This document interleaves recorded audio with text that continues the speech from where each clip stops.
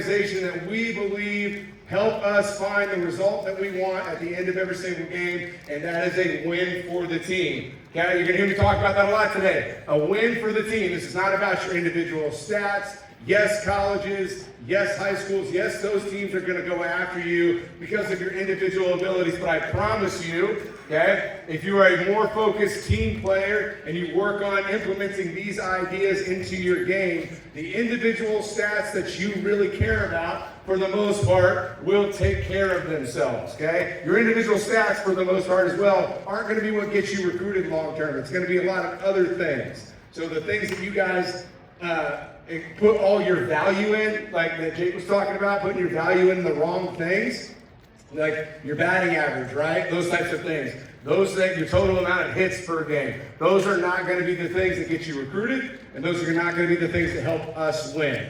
These keys to winning. Some of these things are going to be reviewed from our first session that I talked about at our first mental training, but they're very important to the overall success of your team and as our organization. So we're going to go over them again here at the beginning, and then we'll get into our systematic approach to winning. So team versus me. Okay, again, the vast majority of this presentation is on your exam. Okay, again, we're going to talk about all the details for the exam at the end of the day, but if you want to make sure you're doing well on that and passing it the first time, make sure we're staying awake, make sure we're staying focused, and follow along with this presentation. A lot of that in there. Team versus me. Okay, as you leave here, right, you worked on yourselves as individuals all off season to get better. I appreciate that, but we immediately shift the focus from myself to what am I doing to make our team win? Because at the end of the day, that's what we like to do. I like to win games, okay? I don't like putting all this work in, going out to the field and going 1 for 4, 1 and 4 on the weekend in a 5-game set. I want to make sure that we're winning as much as we can. So all the concepts in the presentation are about performing for your squad and not for you individually, okay? So this is what we're going to go over. We're going to do a jobs recap. We talked about that in our first session. We're going to talk about our A-B buckets, putting all of our stats in a bucket and analyzing our success based off of that. We'll go over our alpha A-Bs, and then we're going to talk about our systematic approach to winning, our squad goals. Squad is an acronym. You'll see it right there, okay? These are the 5 goals that we want to achieve throughout a game. You can take a picture of that right now, but we will go over each one of those individually and define our terms. Only other thing I don't have in this list that I added a little while ago is we're going to go over our heat sheets that talk about how aggressive we should be on the base paths given an individual situation. So, first thing that I want to recap are our team jobs. This is the first year that we've really implemented this as an organization. Last year for our squad, we put a huge emphasis on this, including this in with our systematic approach to winning, our squad goals. Made guys talk about squad goals every single game, and made guys talk about our team jobs. Coaches, in the coach's classroom, you will have 2 sheets in there. You'll have a squad goal tracking sheet and a team job tracking sheet. I encourage you, and would really like to see that everybody is printing those out, bringing those to every single game so you guys can keep track of these things, right? Checking them off throughout the game as they happen and making it a common theme every single game that you guys are echoing what these 5 jobs are, what our squad goals are, and requiring that the people on the field for you in our uniforms are echoing the exact same things. This will keep their minds focused on the things that we believe to help them win games. There's 5 primary offensive jobs, and all of these have an alternate aspect to it that would be applied to defense, okay? So we can apply those to defense as well. But the first one we want to talk about is scoring first. That is in our squad goals. That's what the S stands for. But these 5 primary jobs is another one that we want to talk about. I want to really hammer this home. We are going out there trying to score first. If we are focused on that, what you're going to see is we're going to have a lot of early game focus. We've all had times where our coaches at the end of the game came out and said, hey, we lost that game because you guys weren't focused or you guys didn't really wake up until the 3rd inning. We want to completely avoid that, so we need to understand that our primary job to start the day is that we're going to score first. As soon as you're out on the field, coaches are pushing that mentality. Okay, that makes our pitchers throw more strikes early in the game, helps us get out, helps to keep, you hear me talk about this a lot, time of possession is down. Pitch count's obviously very important. But most of our baseball rosters, for the most part, have enough guys on the roster that can make it all the way through a long tournament throughout the weekend with enough arms. And in softball, pitch count obviously is not as high of a priority, but in the game that we play, right, professional baseball, professional softball, there's not a time limit. We play with a time limit, so time of possession is important. Okay, baseball and softball are unique, as you've heard me say. They're one of the only sports, if not the only sport, where when you are on defense, you have possession of the ball. So we want to have our time of possession down. So having that key focus of score first, going to get us off the field defensively as quickly as we can, okay? All right, so we need to try to score first. That's one of our primary jobs. Next one is have a big inning, 3+ runs. Have at least one inning throughout the game where you're scoring 3 or more runs in the game. That's going to keep us aggressive on the base pass, keep us focused offensively to have good approaches. Need to be able to check that job off, okay? When we do score, right, anytime that we score, we come out and we end up having a shutdown inning, right? You'll hear me say that a lot if you ever come and watch one of our games. We go score on offense, whether it's 1 run or 10 runs. As soon as we're done and we're grabbing people's stuff off the base pass, you're hearing me come off the field saying, shut down inning after a score. Immediately that gets our defense showing up for our pitcher, making sure they're ready and expecting the ball at any time, and to make sure our pitchers are locked in to make sure that they're doing their jobs. You're going to see that here at the very bottom one where I talk about 15 pitches per inning. A shutdown inning after a score is huge for momentum's sake. Okay, whether it's 1 run or 3 runs, okay?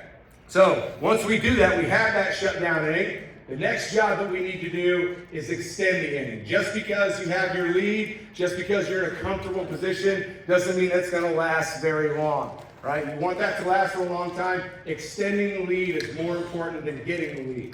Does that make sense? Okay? We do not want to lose that lead, so let's find a way to extend it, right? I don't care if you're up 10-0 and you've had multiple innings where you've come out and you've extended the lead. The next time you're on offense, everybody's coming off the field. Coaches, I need you asking them like, hey, what's our job right now? And I need every player coming off the field to say, extend the lead. Those types of things keep our mentality straight, keep us right where we need to be. Okay? Another huge one, answering back. Yes, you're going to give up runs. We have to accept that, right? But our mentality and our focus has to be strong directly thereafter, and you need to find a way to answer back. Okay? You need to have at least 1 inning throughout the game where you're answering back. If we don't have that, hopefully it's because we kept them scoreless and then we're absolutely dominating. Okay? And then the other primary job that we have, pitchers, this is huge. Softball, baseball, it doesn't matter. You are stepping out there, you are trying to get out of that inning in 15 pitches or less. Right? Striking out the side is awesome. We will take it when we need it, right? But 15 pitches is going to be hard to achieve if we're out there striking every single batter out. You probably won't have the longevity throughout the game that you need or require as well. So don't be afraid of pitching to contact. I don't have it in this presentation, but we've talked about it in the past. You need to know what the 60-40 rule is, okay? 40% of all balls that are put in play are hit hard, especially in today's game. But guess what? Even if a ball is put in play hard, 60% of those are outs. Pitchers, don't be afraid of contact, even if it's hard. Get the ball in play. Your players, especially you see with Bambino yesterday, have put a lot of work into their defensive efforts. So make sure that we are trusting that. Okay? Those 5 primary jobs are going to be a huge focus for all of our teams this upcoming season. Again, we implemented it for us last year. It was very, not just useful in the sense of it, I think it helped us win, but the focus that our guys had throughout an individual game, from inning to inning to pitch, from out to out, was impressive compared to every other year that we've ever coached these guys. Really focused on that. Make sure that you are requiring your players to be repeating these things, having those job tracking sheets and the squad goal tracking sheets in the dugout on a regular basis will help you guys with that. We need to be trying to achieve at least 3 out of the 5 of these. Our win percentage over time goes up dramatically the more of these we achieve throughout a game. I want to be clear, this is not something that we necessarily came up with ourselves. Same thing with our squad goals that you'll hear us talk about here in a second. But this is a culmination of a lot of things that we've seen from higher level coaches than us that put in different systems like this. All of you, if you go play,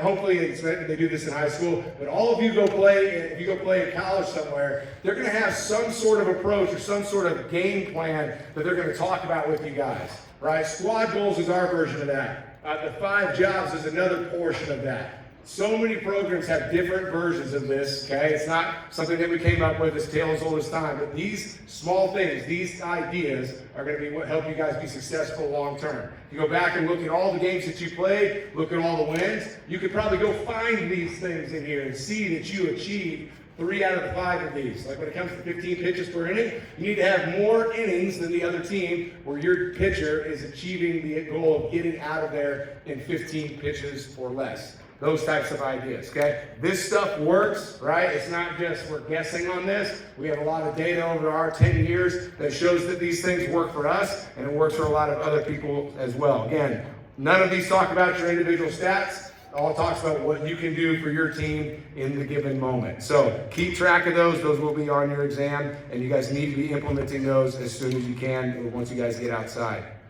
okay? Next thing we're going to talk about is our bucket system. We touched on this in our first mental training session, but I knew some people couldn't be there, and I want to touch on it again because we are now getting outside of our indoor philosophies, whereas indoor we're working on our individual swing, we're working on the mechanics, we're making the changes necessary that we need to do to try to be as competitive as possible. But once we get out to the field, right, it's this old term of like you got to dance with the person you came to the dance with. Whatever swing you have now, we got to go with it, right? And we have to try to be as successful with it as we possibly can. How are we going to do that? We're not going to focus heavily on mechanics. Yes, there's times in the season to make those tweaks that we need, and we'll work on those things in practice, but it's not about doing that when we're in the game, and it's not about doing that when we reflect on it in the game. So if you're getting in the car with your parents, right, and coaches, we have some coaches here that are your parents as well, we don't want you guys getting in the car and say, hey, thought the back elbow was dropping before your front foot came down, you know, that kind of stuff. That's not going to work for us. We're not going to reflect on mechanics because we may not need to. And that's because our bucket system is going to let us know whether or not we were successful. Just because you didn't get your hits that you wanted doesn't mean you were successful. So as you guys move on to whether it's younger age groups travel, getting out there already, right, and playing with our BAM and FAM teams, or whether or not you get out to high school, right, at the end of a game, at the end of live ABs in a practice, I want you to be able to put every single one of those ABs in one of these 3 buckets. This is going to help you keep you mentally strong. All right? Because I've coached a lot of players in my career that have gone out and gone 0 for 4 in a day, right? And they're, you know, on watch at the end of it going crazy because they think that they absolutely stunk because their batting average went down while they lined out to the center fielder 350 all the way to center 3 times and got a sacrifice bunt down in their 4th at bat to help us win the game. They went 0 for 4 and their batting average went down, but they were very successful on the day. I would like to think that all of you guys here would want to go 4 for 4 on a day and be robbed at the wall all 4 times of a home run. They'll go 0 for 4 in a day and have that happen. Then go 4 for 4 in a day because we have 4 group singles over first base. Right? One of those is repeat success, repeatable success. And it's not the balls that are getting hit over the first baseman's head. Okay? So we need to evaluate it based off of these 3 things. Okay? Every at bat goes into one of these buckets. The first bucket is the pitcher beat me. You have to understand this is a game of averages. On average, that's going to happen 1 out of every 3 times. Okay? The pitcher's going to pitch you backwards. You weren't expecting that pitch. Their stuff's really working today. Right? You put a good swing on a ball, but heck, right? The pitcher just ended up winning that one. You have to accept that. Right? You have to understand that's going to happen. If you don't, and you think that you're just always going to have success, you're going to go crazy. Right? Right? Now, that's 1 of 3 buckets. We want to try to limit that to 1 out of every 3 times that that's happening. If that's happening a lot more where the pitcher is beating you, then we have some issues we need to work on. Okay? Next one is I beat myself. Okay? Primary example of this, right? Beating myself is taking fastballs early in the count over the meaty part of the plate.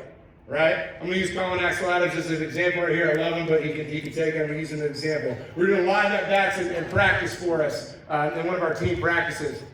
And he got to a 2-0 count, right? 2-0 count, ended up taking a fastball over the meaty part of the plate. Ends up working it all the way to a full count, right? And ends up getting walked. Yes, he got on base, but he was asking me, hey, can I have a free fastball because I got walked? And I said, no, you can't do that because you took your free fastball on a 2-0 count and didn't take advantage of it and use that swing he's been working on, all the success he can have when he puts the bat on the ball, right? And we beat ourselves when we do things like that, when we take pitches that we shouldn't, right? When we swing at pitches that are outside the zone that we shouldn't, right? Taking ourselves out of our hitter's count approach, not pounding the chest with 2 strikes. There's things that we can do to beat ourselves. You need to recognize those, right, and put them in that bucket. And again, we're wanting to limit that as much as we can. All right, and the last one is success, okay? I had success. Success does not mean that you got a base hit. Right? And yes, you can put this base hit in the success bucket, right? You hit a double down the line and absolutely smoke it, then let's put that in the success bucket. But if you had a 12 pitch at bat, right, and you end up striking out, that's a successful at bat. Time of possession matters, right? And the other team just possessed the ball way longer than they would if you would have given up early and ended up watching strike 3 on the 4th pitch. That's a successful at bat. All right, hitting a line drive to the shortstop with a max exit velocity that gets caught. That's a successful at bat. A sacrifice fly is a successful at bat. Being able to recognize that, put that in there, own that success, and be encouraged by that, even if your batting average goes down, I promise you, you will play a lot longer in this game than people that don't recognize and don't understand that, okay? So going forward, as you evaluate your success after a game, make sure that you are doing it based off of this. Again, law of averages, we want to have the pitcher beating us a third of the time or less. If it's happening a lot more, we have an issue. Same thing if I beat myself. Let's get as many of those at-bats as we can in the success bucket throughout the season.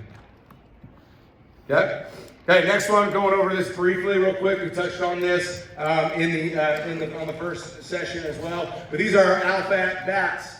Alpha at-bats, okay? Specific moments within the game that we can find dramatic winning success if we execute within these, okay? Every at-bat is important, but some of them are way more important, okay? Many of you that are going off to your high schools, even if you don't have these implemented in your high schools, remember the situations, remember the rules, and remember the task at hand of what we're going to do to try to find greater success. If you are successful in these situations, even if your coaches don't follow them or track them, I promise you, you'll find yourself in the lineup a lot longer, okay? Here's your situations. Leading off an inning, runner on third with less than 2 outs.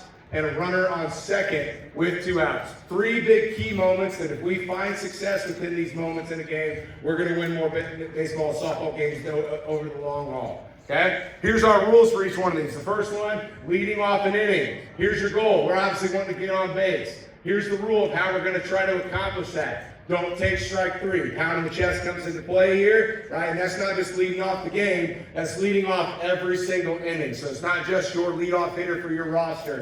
Anybody that comes up in an inning leads off, finding a way to get on base. And we have no chance of letting that happen if we take strike 3. Okay? Own that rule, right? Sometimes umpires are going to take the bat out of our hands when we don't deserve it. Totally get that happens, but we don't want to use that as an excuse. Find a way to put the ball in play, okay? We need to have a success rate of 50%. If you get 50% or more of your leadoff runners on throughout a game, you're going to win the game, the lion's share of the time. I promise you that, okay? Next one, runner on third with less than 2 outs. This is very important. You're playing for your high school team, and again, they don't utilize these things. And you recognize that this is a big moment. Runner on third with less than 2 outs.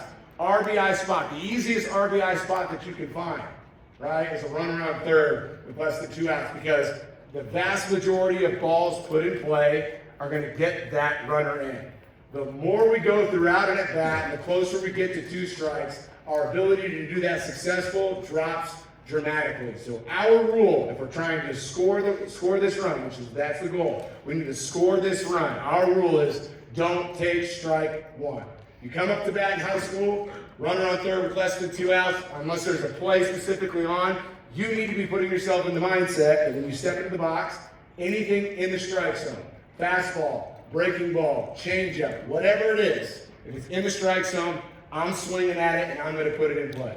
Right? Because if you take it and it's a strike, again, your success rate goes down dramatically and we don't have as much of a chance to get that run in. So, put the ball in play, find a way to get that runner in. Absolutely own putting that first strike in play. Success rate goal here needs to be 75%. It will be way lower than that if you take strike one on a regular basis, even if it's an off-speed pitch. Put the ball in play.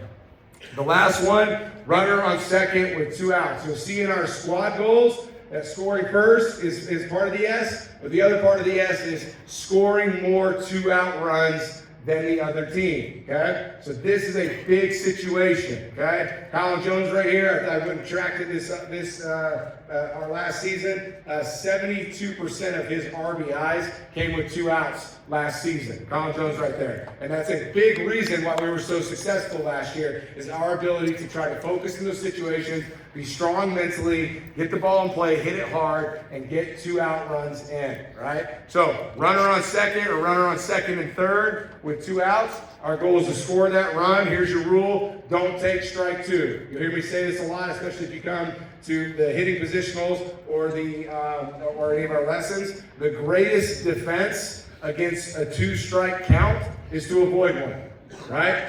Yes, obviously we got to get there. We got to figure out how to battle, but I don't want to be there, especially when we have runners in scoring position.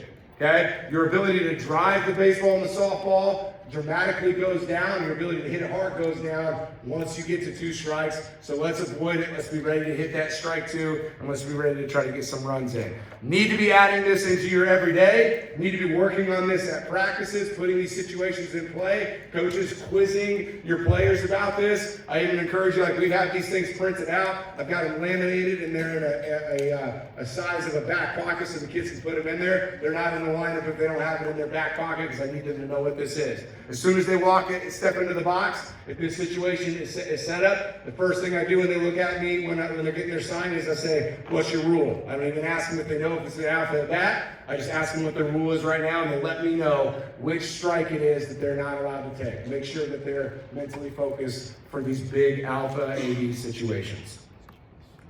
Okay.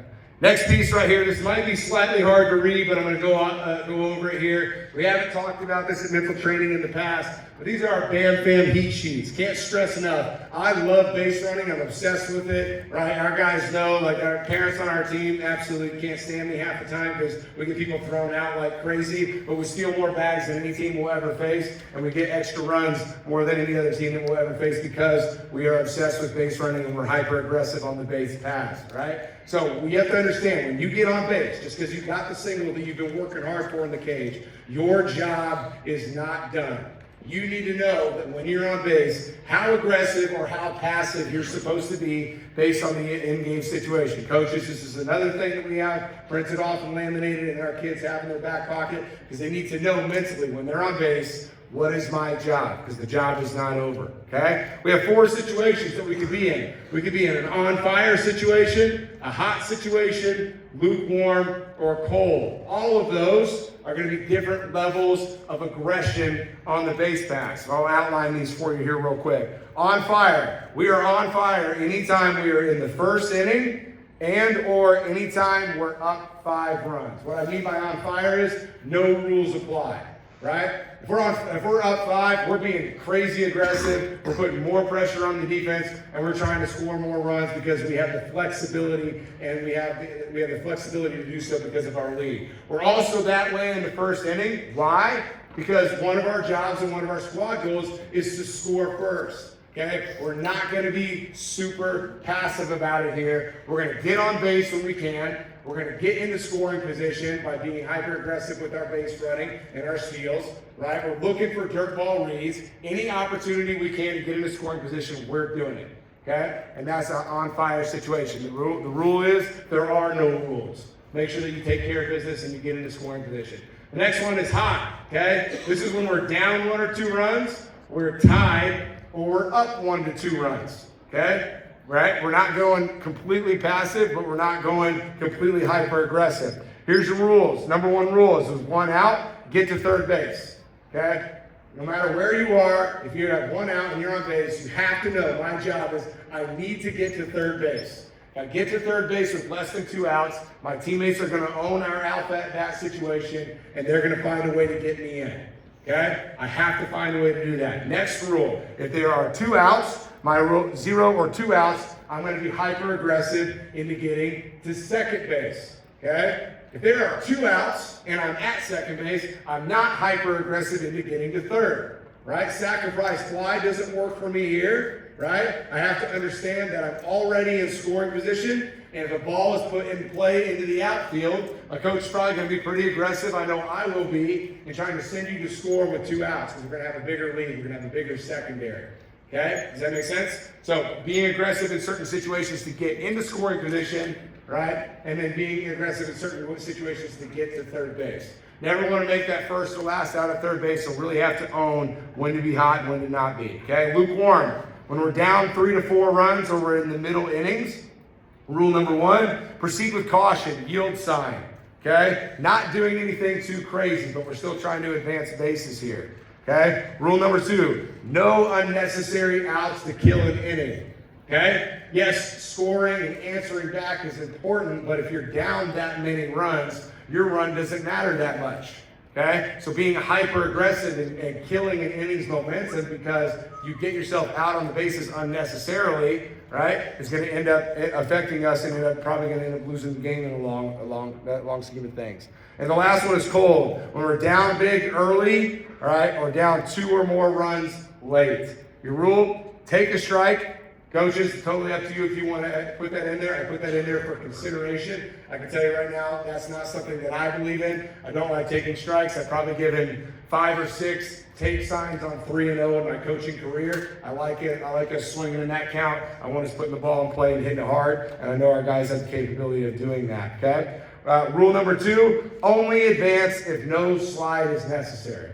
Make sense? Only advancing if no slide is necessary. If you're down that much, in that situation, again, your run does not matter, right? Especially if you're down 2 or more in the late innings. Should not be trying to advance to second base on a dirt ball unless we are 100% sure we're going to be safe, and we know that if we don't have to slide, okay? Something that is hard to work on in practice, okay? But I like the idea of when we're in a live situation in practice, putting up and saying, you know, hey, this is the different situations based off of the heat sheet when you're on base. This is your idea of practicing the mentality of being different, aggressive in different ways and whether or not you're going to be passive or not. So trying to implement that the best we can is going to help you guys score more runs. Okay, getting to the meat of everything here. Again, this will be on your exam. You need to know this. If I come to your game and you guys aren't talking about this, it's going to absolutely break my heart. This is the first thing that we ever implemented as a program 10 years ago when we put this stuff together. This is the backbone of our success, and adding the jobs into it now just makes it all that more successful. So SQUAD is an acronym, all right? SQUAD. All right, these are our goals. We've got 5 goals that we're trying to achieve throughout the game. They have their own small pieces within them, goals within them, but we need to be trying to achieve 3 or more of these goals throughout the game in order to ensure a win. Here's what I can promise you. We have only lost, I've only lost 8 games or so where we achieved 3 out of the 5 of these. Okay? Anytime that we, the vast majority of the time that we're getting 3 out of the 5 of these, we are winning. Very rarely are we ever losing a game if we don't get the majority of these. The S is score first and score more 2-out runs than the other team. The Q is quality AB differential. So we're going to talk about what a quality of that is, right? And the idea of having more of those than the other team. The U is under 10 free bases on defense. Okay, and achieving more than 10 free bases on offense. That's where those heat sheets come into play. A is always get strike 1. We're looking for 60% first pitch strikes throughout the game as a pitching staff and as an individual pitcher. Okay, and D is don't strike out. Okay, not striking out the entire game, but limiting our strikeouts in comparison to the other team. Okay, so we're going to talk about each one individually here. We're going to talk and define some terms.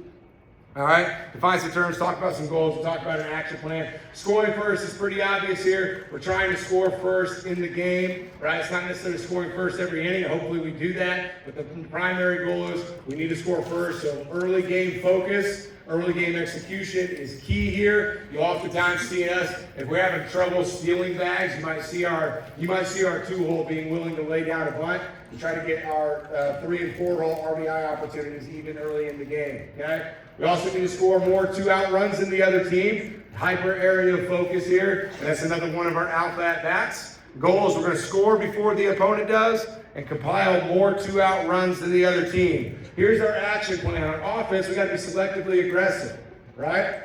Right? I want you to understand that you guys have all put a ton of work into your swings. It's okay to swing, right? It's okay to swing 3-0, right? It's okay to try to do that, right? Because even if you get 3-0 with 2 outs, you get walked, cool. Now we're at first base. We got to probably get a stolen bag and a base hit, bare minimum to get you in. Swing for extra base hits. That's okay. You guys have been working on it before, right? Okay, selectively aggressive, but not going outside our comfort zones of what we hit well, right? Play for 1 run early, focus early, find a way to get to second base, getting into scoring position. Defensive plan, early game focus, early game execution, get ahead in counts.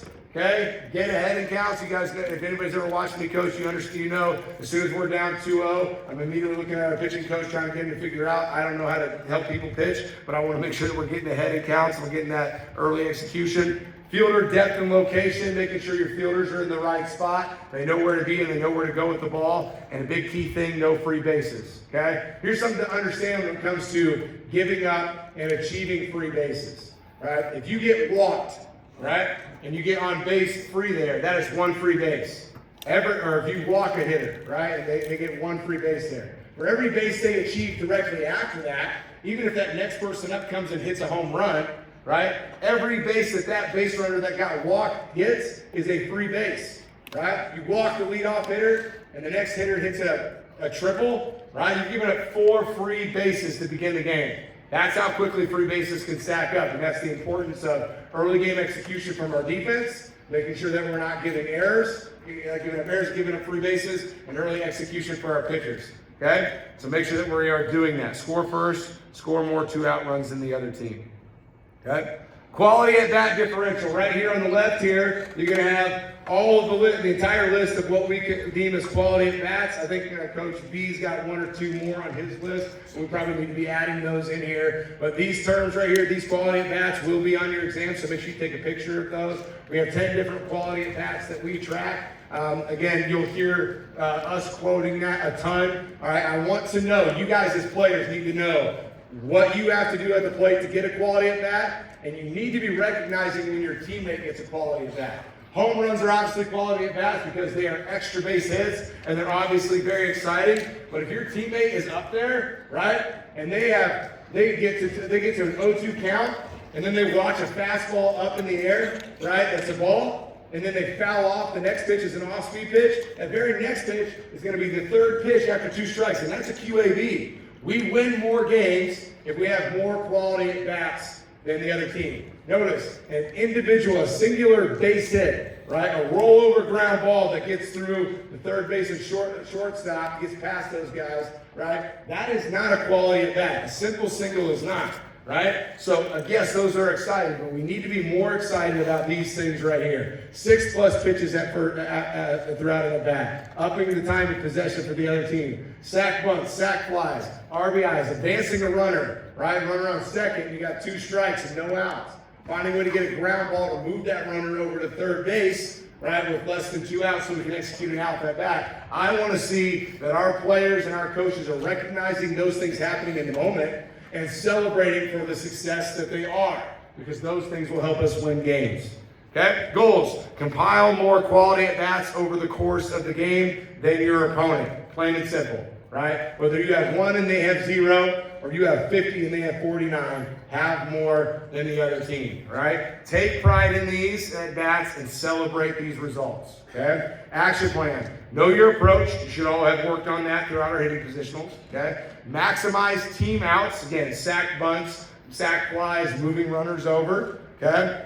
Drive the ball in hitters counts and battle with 2 strikes. Defensive plan: challenge mentality, going right after hitters. Okay? Going right after them so we get ahead in the count. Right? That's getting hitters out in 3 pitches or less.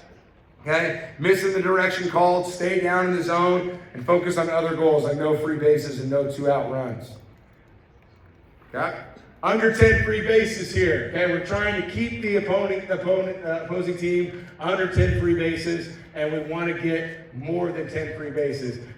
Number 10 is not a magic number, it's just a pretty round number that we use. Overall, what we're looking for is we're trying to win the free base battle. As long as you have more than the other team, regardless of whether or not it's 10, right, then we should be in good shape. But we wanted to put 10 up there so that you guys have a target to try to achieve as a team and as an offense. Right here, we're going to define our terms. Again, that list right there will be on your exam. You don't have to name all 9, but they will ask you for some examples of what some free bases are. Okay, here's our goals. We're going to hold the opponent to 10 or fewer. Okay, and we want to take 12 or more free bases throughout the game. Offensive plan, again, know your approach. Don't be afraid of a base on ball or a hit by pitch. Okay, take what's given to you. Don't try to go take the game away from the game. Meaning that if you're not getting pitches to hit, right, you can't try to go hit pitches that you can't hit. Right? You will not win the free base battle if you are expanding outside your pressure zones. Okay, put pressure on the defense. Know your heat sheets. Know the outfield depth. As well, defensive plan, make them hit to win, minimize errors, think ahead, quality pace of game. This is huge, right? We're all out of time limit. I don't think baseball and softball should have a clock, but we are not at the luxury of playing at the professional level, and so we do have a clock that we have to manage, okay? It's not a running clock that we see on a regular basis, but we don't want to have to be in a hurry as a team on offense or when we're in a late game situation. Right? When we're in a late game situation, that is where we're down 1 or 2 runs. Okay? All right, so make sure that we are managing that well. Okay? Quality pace of play. You got something? What's number 9? What's Number 9? Defensive indifference. What is that? So, runners on first and third. Okay? Runner on first, steals second, and there's no throw. Right? You're indifferent about that runner getting that base. That's an example of defensive indifference. So for all you game changer heads, okay, and you guys that are wanting to rack up, guys and girls that want to rack up stolen bases, right? If you run to second base there and they don't throw it, okay, it doesn't count as a stolen base. It's defensive indifference, DI. Good question. Last one here we go. Always get strike 1. First pitch strikes are defined obviously as the first pitch to a new hitter being any of the following: a called strike, swing and miss, foul ball, or a ball in play. A ball in play counts as a first pitch strike if that happens in the first pitch of the AB. Defensively, we want to throw 60% or more of the first pitch strikes, right? And pitchers, especially if you start, you have to understand this, right? Even if your stuff feels good on a given day, right? If you're playing on a high-level team, right? This is something that they're going to manage, especially once you get to the college level. If you get to that third inning, right, and it's 0-0, and you've gotten everybody out, and they haven't scored, but you've got 42% first pitch strikes. Guarantee you, if you're playing for a team that I coach, you're not going out there for the third inning because it's just disaster waiting to happen because we're not owning that goal, right? Have to be able to get ahead in the first pitch of the at-bat to find a way to throw that first pitch strikes, okay? Offensively, we want to limit the opposing team to 55% first pitch strikes throughout the game. Okay, here's our pitching plans using zones 1 and 2. What I mean by that is early in the count, right? Early in the at-bat, right? We don't need to be trying to paint the corners. Zone 1 means we are inner half of the plate, the entire half of the plate. Zone 2 means outer half of the plate, the entire outer half of the plate. Pitchers, don't try to be that fine. If you were, you wouldn't be playing for us, you'd be getting paid to do so. Right? Early in the count, you can pitch to the meatier part of the plate. Doesn't mean you have to groove it middle. But again, 60-40 rule. Even if you groove it middle, good chance that they hit it hard, it's still going to be an out. Okay? Pace of game, adjust to the umpire zones. Don't complain about it. Right? It is what it is. We have to adjust rather than complain about it. Hitting goals, don't expand our zones. Don't be chasing off-speed pitches outside the zone early in the count. Right? Don't help them in this regard. Okay? Pressure on the bases. If you put pressure on the bases and the pitcher is more worried about the base runners than they are the hitter, they will throw fewer strikes and our hitters will see higher percentage of hitters counts. So even if you're not, pressure doesn't mean we're taking bags. Pressure means they think we are. Right? Pressure means they think that we're going to bunt because we're trying to move runners. Those types of things can help your first pitch strike differential. Okay? Last one here, okay? Don't strike out, plain and simple. We need the ball in play. We need to find a way to battle. That's why we talk about pounding our chest with 2 strikes. Strikeouts are defined as the following: swing and miss with 3 strikes, taking a called 3rd strike, or a foul bunt with 2 strikes. Offensively, we want to strike out less than 6 times throughout the entire game. Understand, if you strike out 6 times, you strike out 9 times, that's then, divisible by 3. You strike out 6 times, that's 2 innings if you were to do that back to back where we're not getting the ball in play. Okay? 2 complete innings where we're not even testing the defense. The pitcher and the catcher could go out there if you did 6 straight ABs, and the defense wouldn't even have to do anything.